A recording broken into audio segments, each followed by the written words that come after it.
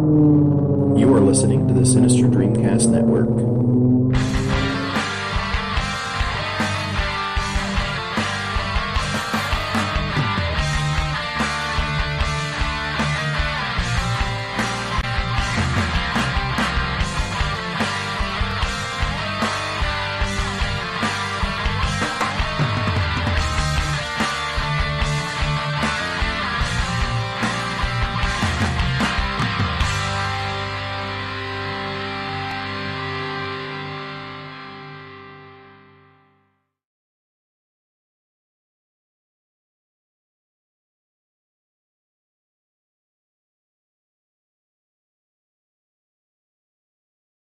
Fine day, Sarah, and welcome back to Black Emporium News. I am Julianna. And I'm Keerstan.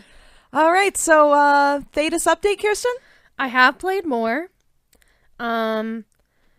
Mostly to just go over and decide what I actually did want to finish in the Hinterlands, which literally was, I think I needed to finish the red lyrium thing, and I found all the shards. Holy shit, really? Yeah. I told you I spent too much time in the damn.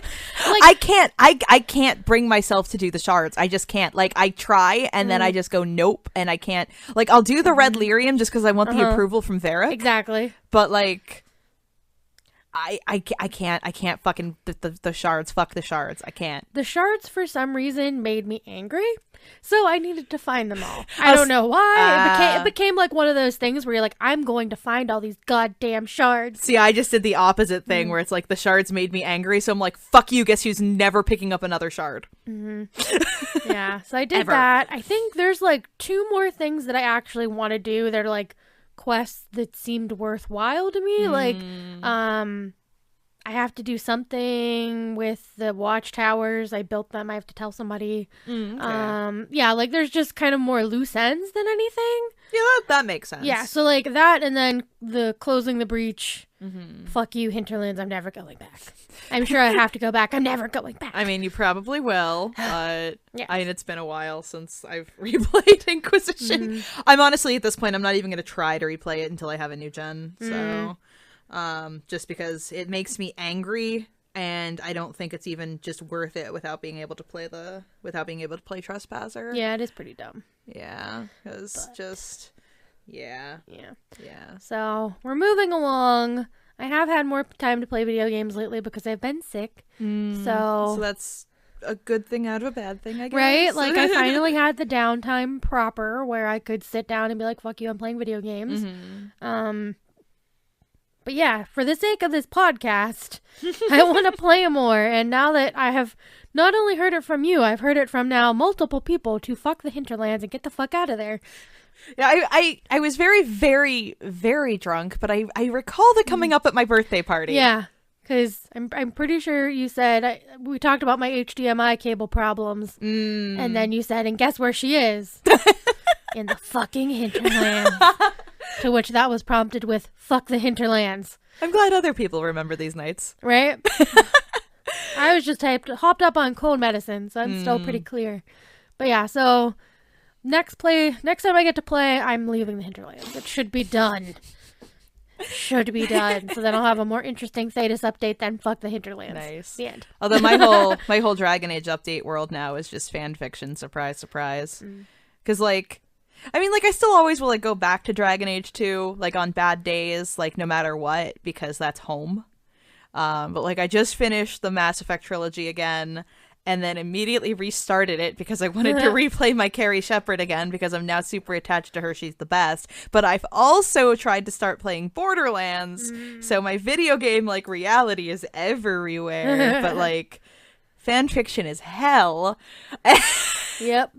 All right, I have to fucking, and this is, for the record, I would just like to state for the record that this is Nemo's fault. The person who said fuck the Hinterlands, I'm sure that was her. Yep.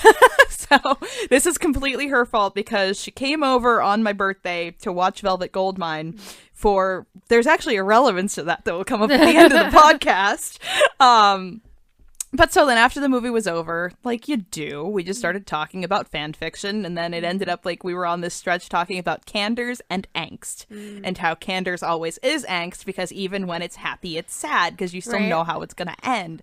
And just through the course of talking just about various candors and angst, I go, oh shit. And she's like, what? I'm like, I just had the worst idea ever. And I told her my idea, and she went, oh shit. And then I texted my beta reader my idea, and her exact words were, all caps, typos everywhere. What the fuck, Julianna? Why? So it's gonna be a good read, guys. You're gonna like it. Yeah, she just finished betaing chapter 70 of It Means Tumult proper. Because I told her I'm not gonna do anything with this until we finish chapter 70 because I'm not inflicting both of these on you at once. Aww. Because this is the worst thing I've ever written. Like, there is no excuse for this. I am a bad person. I've read a lot of angst, and I have never read anything this terrible. Like, so you're a bad person, but a good writer. I guess, like, I am proud of it. It is very well written because, like, it made me cry. See, that's when you know you've done something well. Like, if you make yourself cry writing it, good job. Yeah, because it's like, it's in the It Means Tumult universe, and, like, so anybody who's reading it is probably going to be reading it because they already read the fic proper and are already familiar with that universe. So there is only one way this particular fic can end. There is only one way it can end. So you're going to go in knowing that. Yeah. But that still did not make me cry any less hard when I read the last line of it, which I had just fucking written. Like, that's bad. That's bad. That's bad, but that's good. Yes. Capital T, capital W, the worst trademark. I'm proud of it. So have fun reading that. Yeah. Julianna so might send you a box of tissues. Nah. She needs them all for herself. Yeah, I mean, where is the lie? Right? So moving on to the main quest. Yay. This is one we've been looking forward to for a very long time because we're us. Yep. This is who we are as humans. Yep.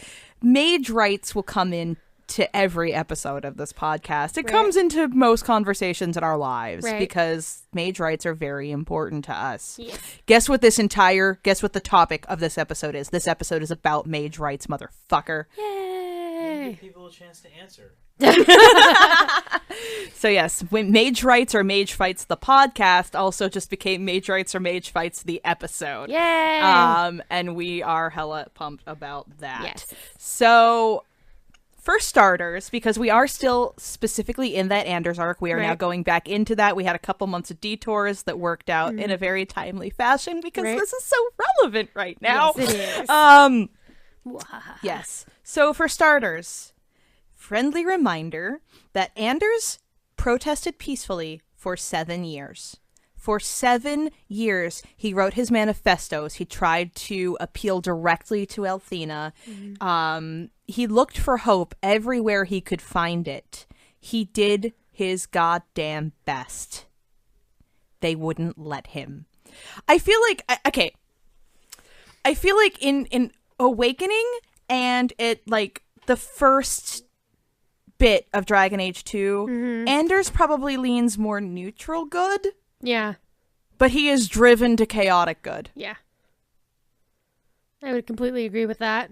Yeah. So, and Justice too, because everybody will blame Justice. No, Justice is full on neutral good in Awakening and most of Dragon Age 2. Like, that's his essence. He's a spirit of justice. That's all he can be, is neutral good.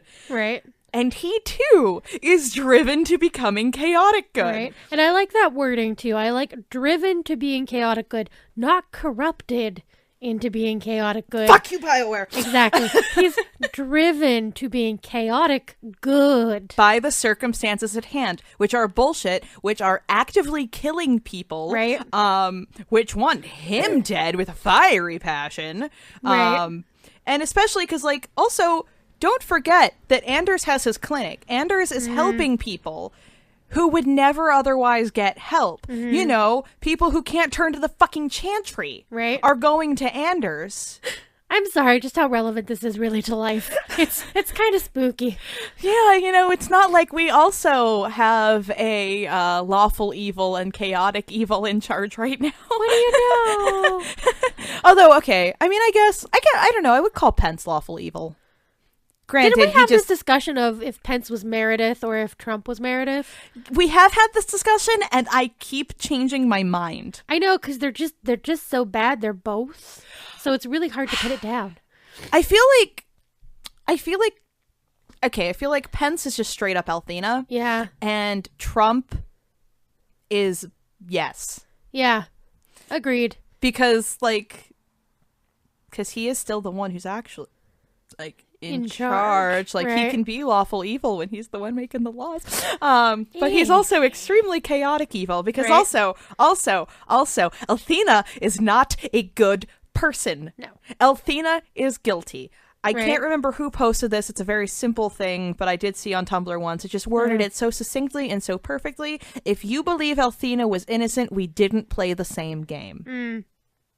Well, I mean, I've seen the point made on Tumblr a lot that, you know, she had already called for, isn't it, like she called for the annulment? Yeah, Meredith had already called for the right of annulment. Like, whether or not Anders did what he did would have changed nothing in terms of that, except for the fact that he did what he did, and so Mages got free. Right.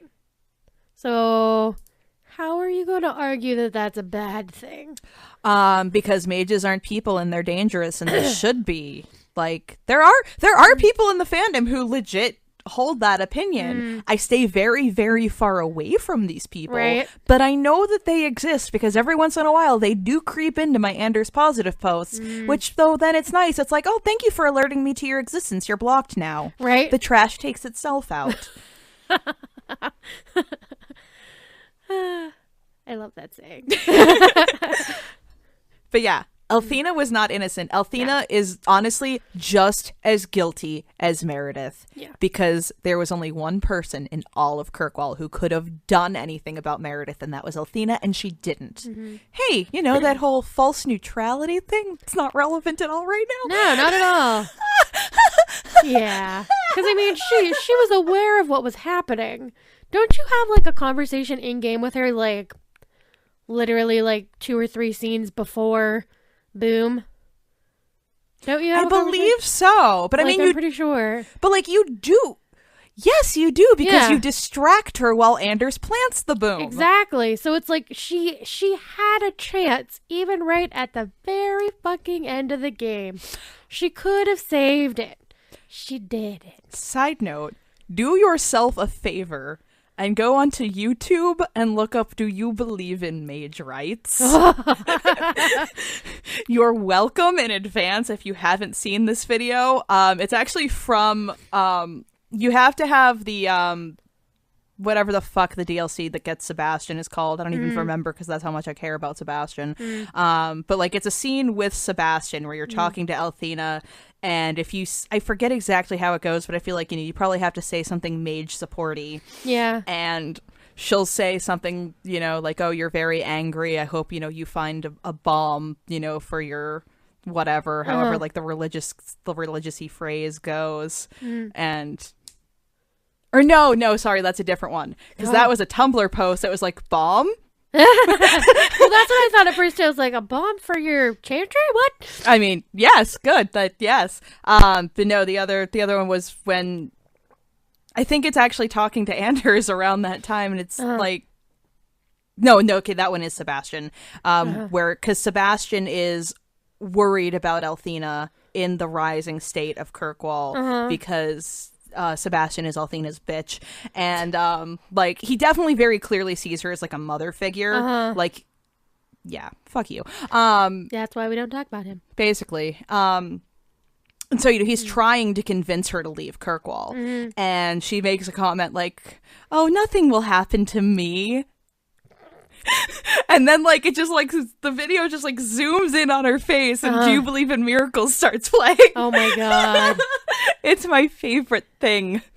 Like, I want that on loop at my funeral. I can't I haven't seen that on Tumblr yet. I mean, I've reblogged it like 12 times. Seriously, so... maybe it was when I hadn't finished playing, so I was like, do not pay attention to the thing that you do not know. Anywho. Yeah. So. Yeah. So, mages are people, right? Contrary to what Cullen says. Yeah. Yes, I still personally hold very, very controversial, from both ends of the fandom, opinions about Cullen. Yeah. But regardless, no, Cullen, mages are people. They are also elves. They are also Canary. Right. They exist, they are real, and they are also worthy of protection. I've seen many posts like this around Tumblr. I even personally once got an ask about this on Tumblr about like, well, without the circle, how do mages learn to control their magic? Other mages? Have you seen Harry Potter? Like, that's what I always think. Like, default my brain goes to, well, they would have things like circles, except they'd be like, get this. Yeah, schools. Exactly. Actually, though, another side note, Tumblr user Bubonic Kitten has a post about Imagine Anders at Hogwarts that made me cry. So, like, literally, like, that's what I always think about. I'm like, because it's such a stark difference. Like, I think those are the two ends of the spectrum. Like, how is magic treated in your universe on a scale of Dragon Age to Harry Potter? Yeah. But yeah, schools. Schools is the answer. Like, other mages. Like, yes, mages do need to be taught to control their powers. Right. Nobody is arguing this. There is not a single person I have ever seen in the Anders was right, mage rights end of the fandom that's like, no, they should just be allowed to run around just setting things on fire with their minds without meaning to. Nobody cares. Right. But it's like, warriors and rogues are dangerous too. Right. And warriors are taught by warriors and rogues are taught by rogues. Oh, also, they chose to become dangerous. Mages didn't. They were born this way, and it's a not so subtle allegory for mental illness. Yeah. Like, yeah, it's really not subtle, BioWare. It's fucked up. Yeah. So, plus, I mean, it could be like, you know, it runs in families. Yeah. Like, canonically, it runs in families. Look at Hawk's parent, or Hawk's dad. Yeah, and but then also, exactly, who taught Bethany? Right. Or, you know, if your Hawk is a mage, who taught them how to wield their magic? Malcolm Hawk did. Right. And they turned out fine, except for Bethany drinking a fuck ton of Kool-Aid. Right. But I mean, like, even my Hawk turned out fine, and she's an extremely reckless blood mage. But she uses her powers for good. Right. Also, again, with the whole fuck you thing, because, like, it's stated, like, it's made very clear that blood magic is only as evil as the blood mage. Right. But, like, and Meryl is such a stark example of that, but they still go out of their way to vilify her for being a blood mage. Right. But yeah, like, so... Like, this is just, like, I can never understand the argument that, like, because then also, you know, the circles are a not so subtle allegory for institutions. Tranquility is, like, a super blatant in your face metaphor for lobotomy. Right. And then when we're in Kirkwall too, like, Chantry law is fucked up and it hurts a lot of people, but it still has its limits. Kirkwall doesn't. What happened to Carl was illegal as fuck. It is against Chantry law to make a harrowed mage tranquil. Like, that's one of those, like, just one of those, like, okay, well, at least we have that line, and Kirkwall does not stop at that line. Right. Ulrich and his tranquil solution, and even Cullen actively says that he would support that and that tranquility should be considered a gift as opposed to just being murdered on sight. Right. Even though between Carl and Pharamond in Asunder, we now have two mages in canon who have been tranquil, got to experience coming out of tranquility, and begged to die as opposed to being made tranquil again. Right. Like, I don't even understand how you can hear those arguments and then not be pro-mage rights. I don't get it. And it's like, yes, sure, there are dangerous mages. There are blood mages who use their power for evil, even. Like, there are, like, because mages are people. Right. Like, just trying to now think of, like, okay. like, just seems like trying to think of, like, evil mages in my head now, and I'm just, I can't because I want to protect them all like my precious babies. What about the mage in the castle with the kid that I accidentally killed? Oh, I am Jowan Defense Squad all the way. Okay. Because I couldn't remember if he was evil or not, or if we had talked about it. No, Jowan is just... Jowan just tries really, really hard. I protect Jowan at all costs. I love him.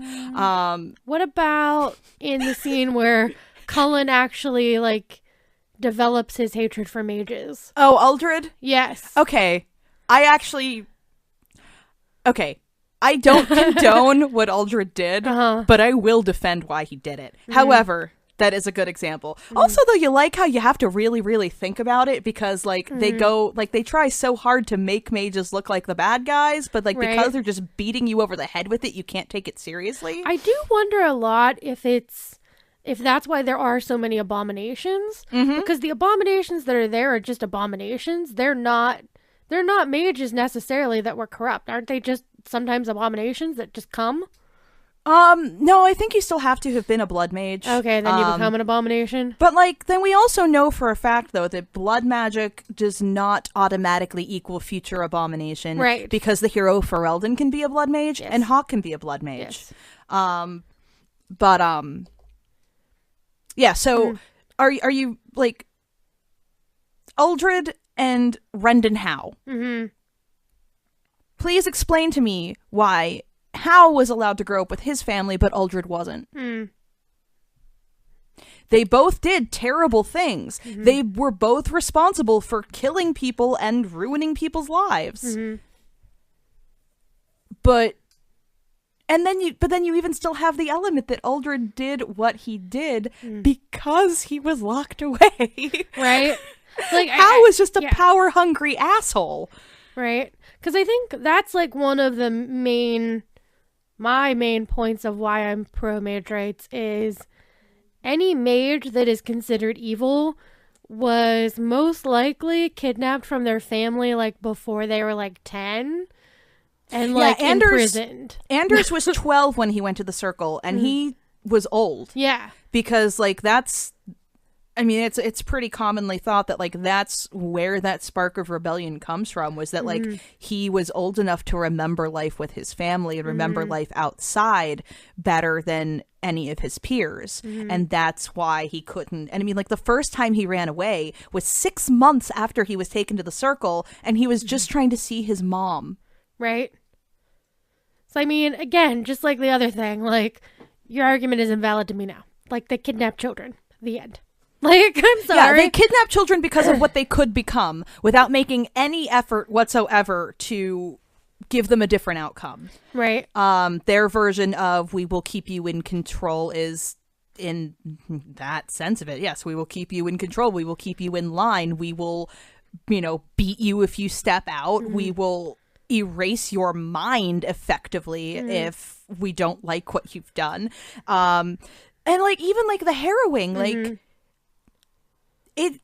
the harrowing is kept secret before you actually go through your harrowing. So, like, you cannot prepare for this. They kidnap you in the middle of the night and throw you into the Fade to face a demon without telling you what you're doing. Like, and if they even suspect that you're not going to pass, they fucking kill you. Right. And, like, how easy would it be to fail that when you don't know what you're there for? Right. And how, like, isn't there, like, an age of when you have your harrowing usually? I feel like you said there's some kind of requirement. It's, like, usually you're around, like, your late teens. Okay. So, you're a child.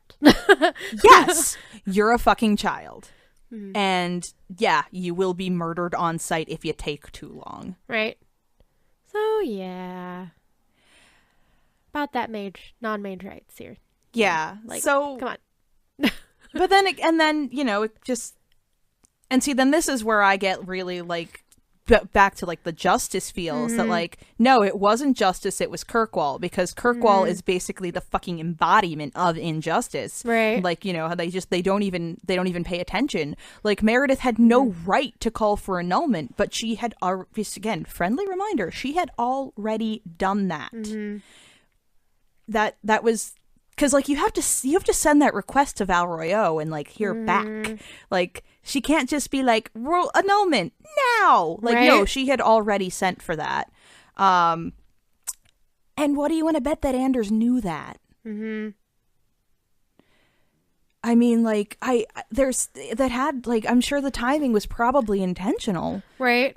Which again, I think that just shows that Anders wasn't doing it, you know, just for bloodlust, because he waited till the last possible second. Yeah, the fact that there are genuinely people out there who believe that of Anders, like, just baffles me. Because again, like, yeah, his manifestos are made into such a joke in the game. And that, I find that very upsetting, because this was just like his desperate plea to do this peacefully. And you know what? I'd read them. I bet they're good. Right. I mean, even just like the, the oppression of mages stems from the fear of men, not the will of the maker. Like, good Anders, good. And I mean, he has so much passion, but like, he does everything he can, and he helps people all along the way. That's all he fucking does, is help people. I mean, he doesn't eat because he gives all of his, anything he has to people who need it more than him. He has all this gaudy jewelry in Awakening that's mysteriously gone in Dragon Age 2. I wonder what that was sold to pay for. Right. He gives everything that he has, including his own body, to share with justice, to further this cause. Like, basically... But by the time, like, we're at that point, his body is the only thing he has left that's truly his. And he still doesn't hesitate to share it with someone else in need. Right. And even if, like, you don't have a favorable relationship with him at the end, he's basically like, go ahead, kill me. Like, yeah, he is more than willing. Like, he expects that's what you're going to do. Yeah. Like, the just absolute, like, devastating shock when you say, no, come fight with me. And then that beautiful, like, if you do romance him and you do run away with him at the end, just that beautiful, like, 10 years, 100 years from now, people, just... You're making yourself verklempt. There will be no Templars to stand in their way, like...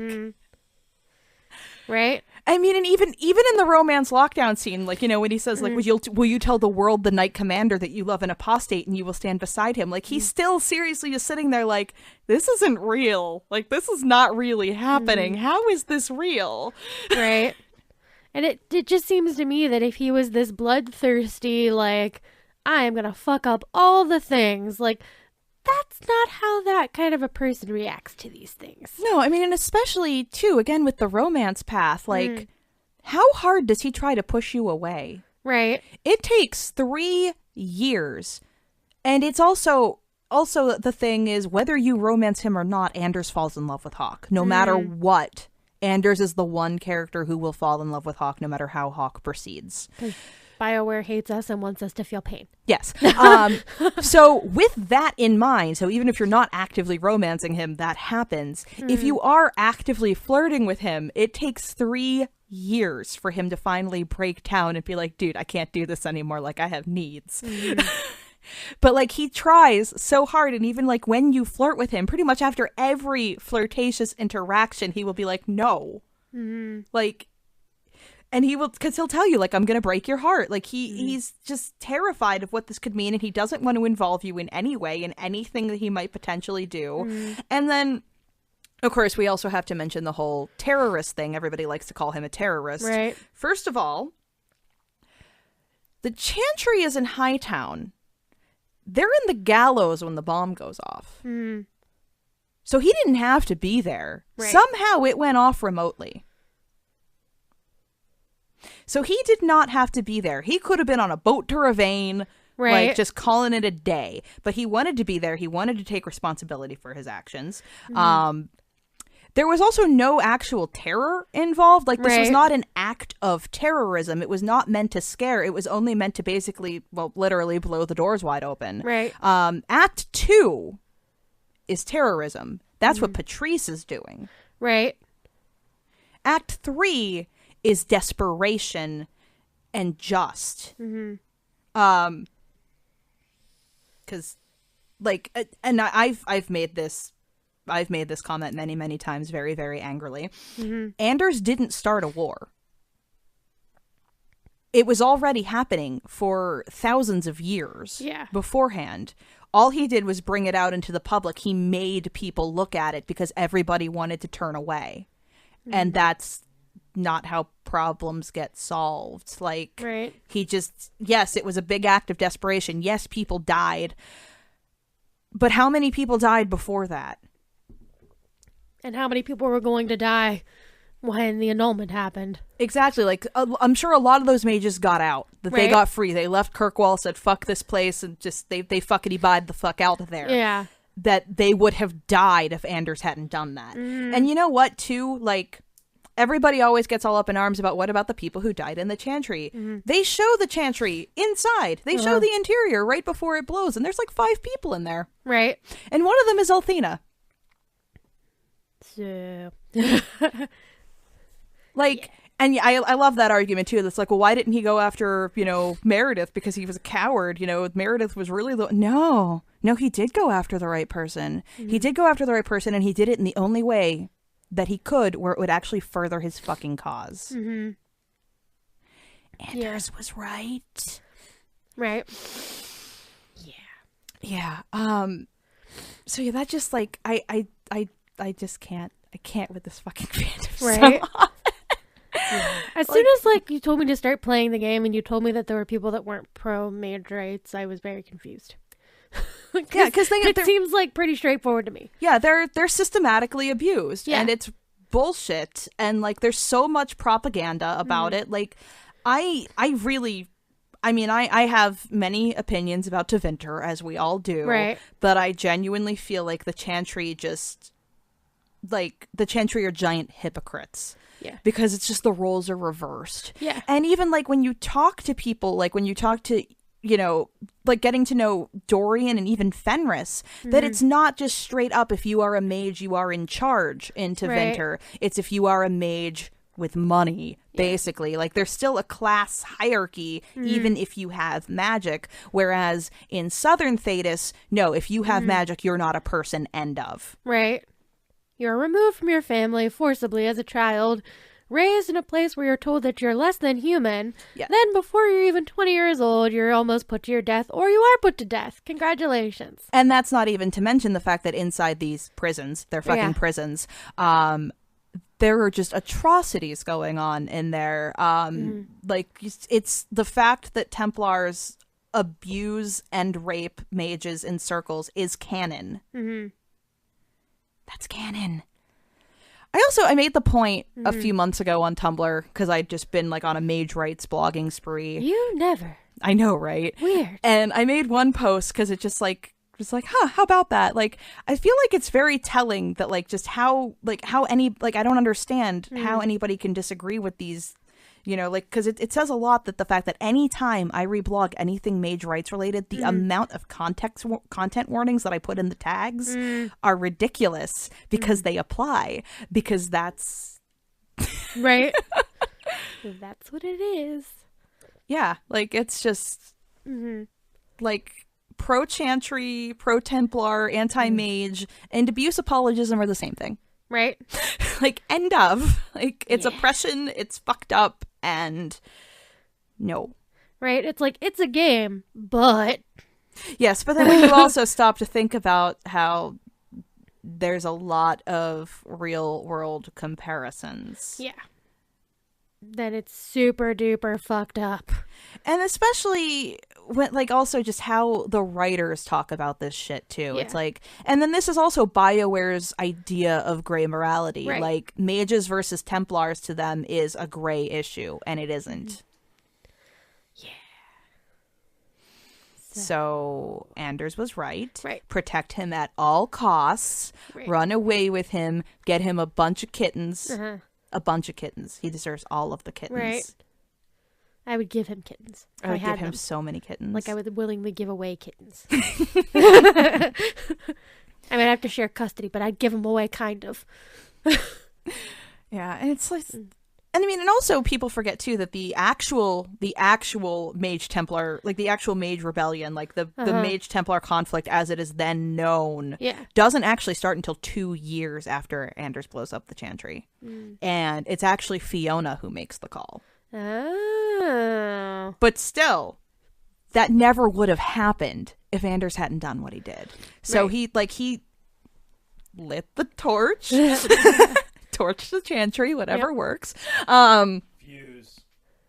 Huh? Lit the fuse. Lit the fuse. Yeah.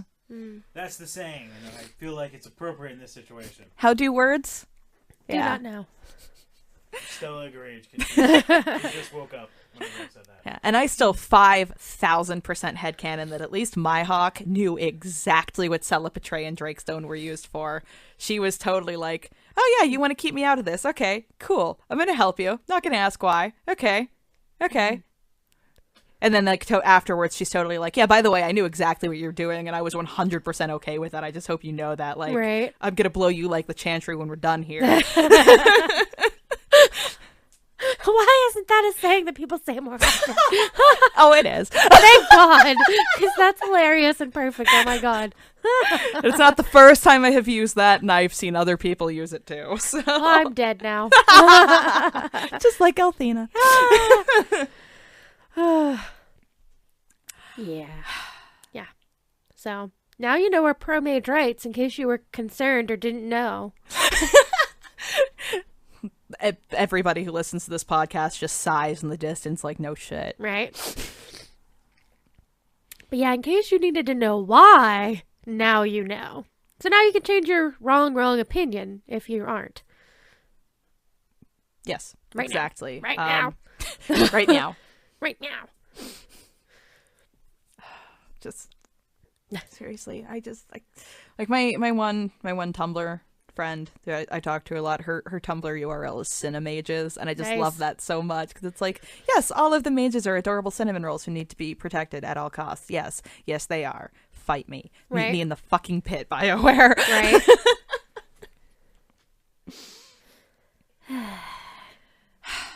Yeah, I also just like I get really like Anders really doesn't like, because there are also the people who are like, Anders uses you, blah blah blah, like he tries really hard not to do that. Like, I mean, honestly, if you don't agree with him, then I don't care. Right. How it comes. Because, like, I know that, like, no matter where you stand with him, he will still have you come with him to, you know, acquire the Celipatre and the Drakestone. Like, even if you're not pro-mage, even if you're not friends with him, whatever, like, he will still request that you do that. But then at that point, I just kind of don't care.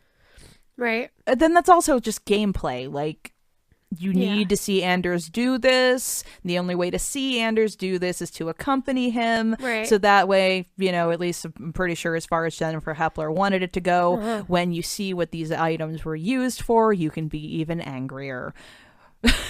Right. Like. Or high five him even harder. Right. You know, whatever you choose to do. One of these options is right. Yes. But yeah. So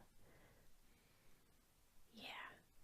If you follow Anders' life throughout the game and then go further and become Julianna and know what he likes to eat for breakfast, then But he doesn't.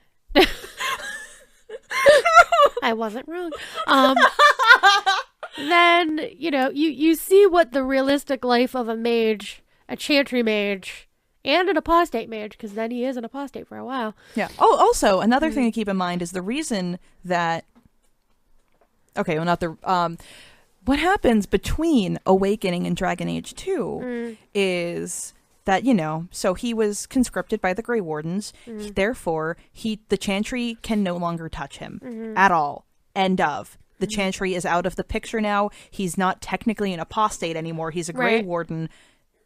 And they don't let up. Right. They don't leave him alone. Once the hero of Ferelden is called away, or whoever the commander is, you know, if it's the Orlesian one or what, I don't even know. I can't even imagine how that one goes. Apparently, if you do get, like, if your hero Ferelden does die and you play Awakening, then, like, you're Orlesian and everybody hates you. Oh, wow.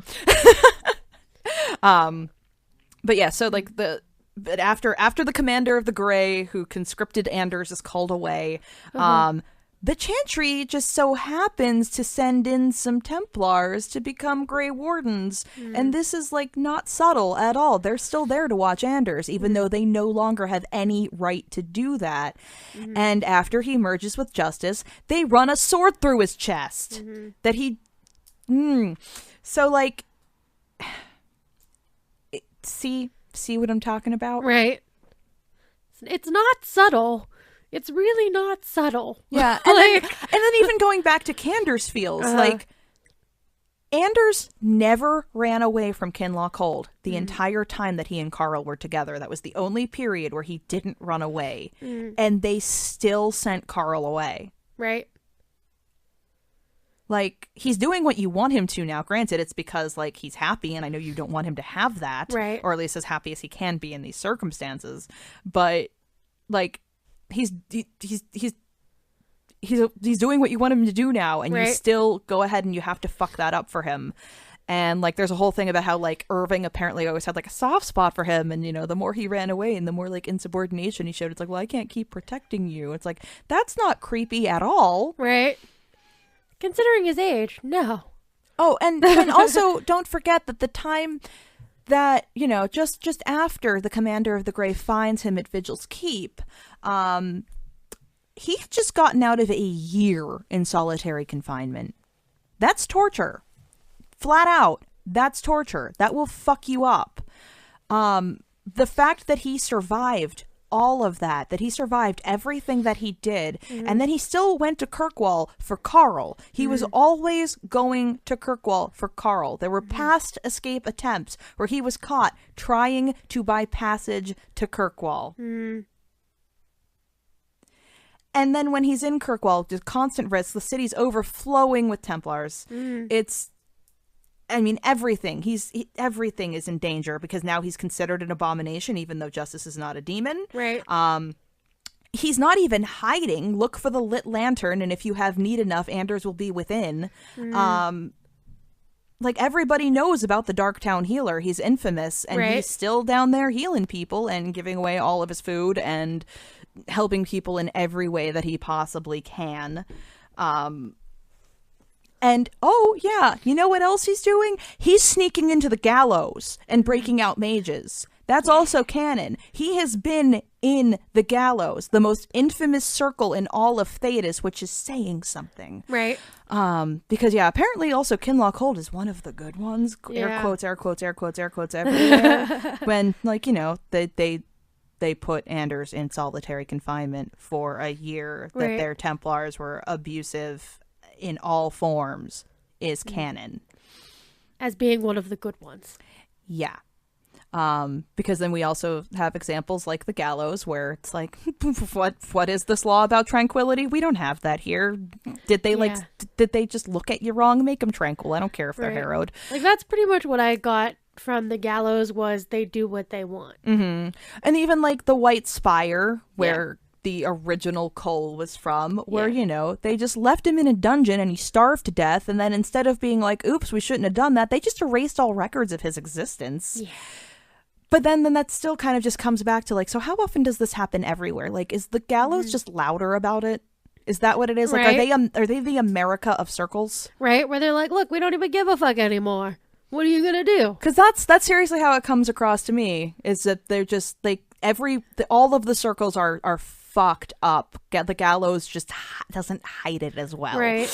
Because they don't care enough, because nobody in Kirkwall's going to stop them, because Elthina will let them get away with murder, literally. She does. She does. They get away with murder. Meredith has no fear. Does she fear anybody? Not even a little bit. And she's not. And Elthina refuses to rein her in. Actively refuses. You can call her out on it time and again, and she'll just be like, oh, I know how the mages have suffered, but it's like, and they're gonna keep suffering when you have this absolutely out of control Knight Commander who makes the rest of Thedas look good.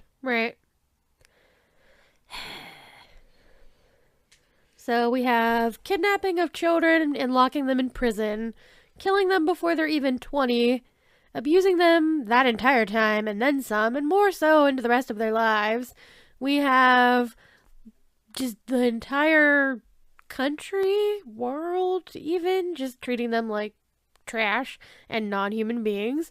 What else? The systematic reprogramming of society to believe these things as well. Oh, and of course, don't forget tranquility. Yes. Making them tranquil if they do not conform to your requirements. Yeah. Also, if they just, even in the places where, they follow the law and don't perform the rite of tranquility after a harrowing, in which case they probably just kill you. Right. But they can just look at you and be like, we don't think they're going to pass their harrowing. Let's make them tranquil. Right. What do they make the tranquil then do?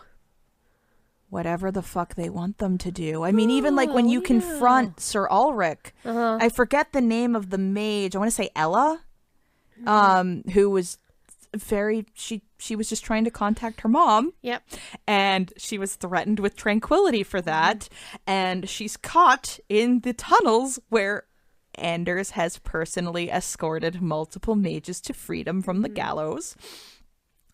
And she's, begging and pleading for her life, apologizing to Ulrich as, saying, I'll never do this again. Like, I'll do whatever you want. And he responds, yes, once you're tranquil, you'll do whatever I want.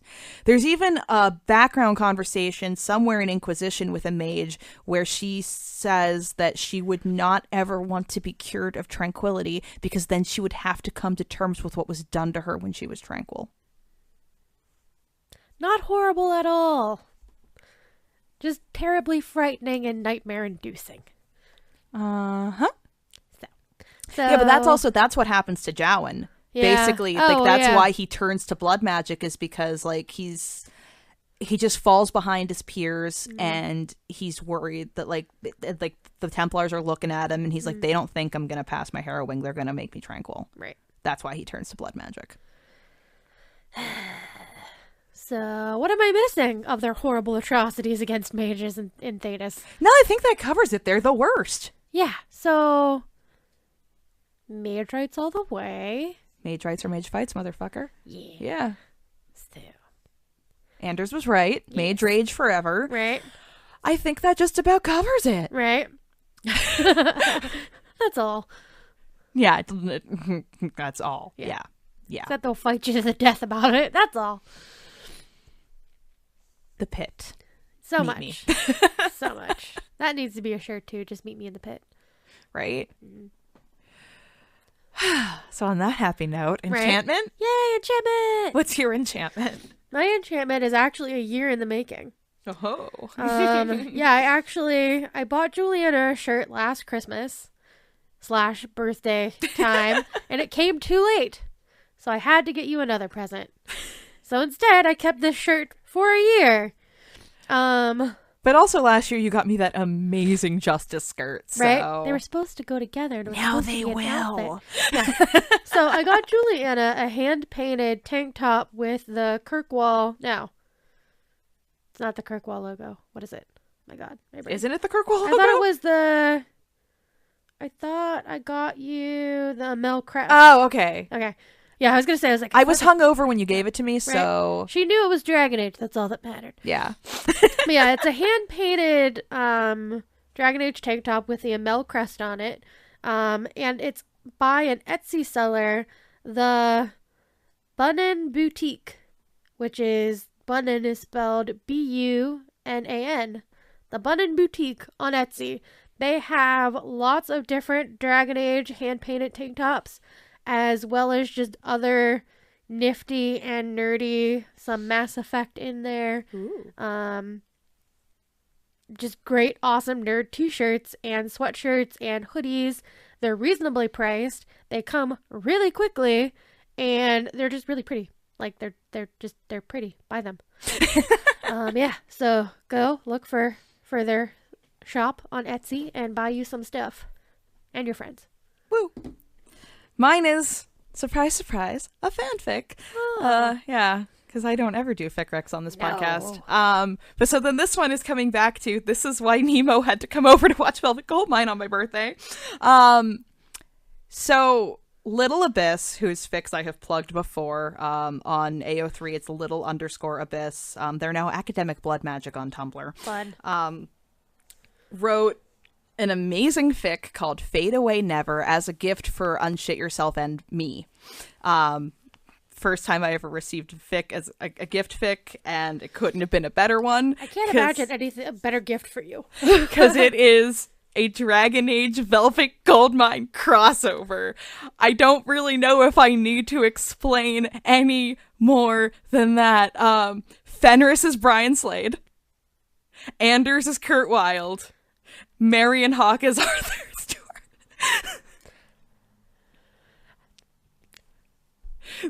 I'm speechless. I have no words for this. I have already made fan art of this. Like, this is going to be a thing that just goes on forever. It's a work of good. It is just a work of good. That writer is a genius. Yes, they are. I haven't even read it yet, but they're a genius. Yes, they are. Because apparently there's a weird, very, very, very small cult of Dragon Age 2 Anders lovers and Velvet Goldmine fans that, like, I found this out because of how many goddamn Velvet Goldmine references there are in It Means to Malt. Then it just kind of, like, went from there, and now Nemo has been brought into the cult. So, yes, that is, I mean, that just had to be my enchantment. That was, like, this is the first episode since I got that fic, and it is just, so, yes. It's so yes. Yeah. Do recommend. Who's the author again? Little_abyss on AO3. Nice. Yes, they are a good. Good. All right, so this has been another episode of Black Emporium News. Another cathartic salt release. Yes. Let the salt flow through you. Yay. That's what we do here. If you would like to check us out on a weekly basis, rambling with this level of salt about much broader topics, be sure to check out Scenario Store News, our weekly podcast, on this same feed. And find Dwarven Crafts. Direct from Orzammar. You have been listening to the Sinister Dreamcast Network. For more from Sinister Dream Productions, check out www.sinisterdream.com.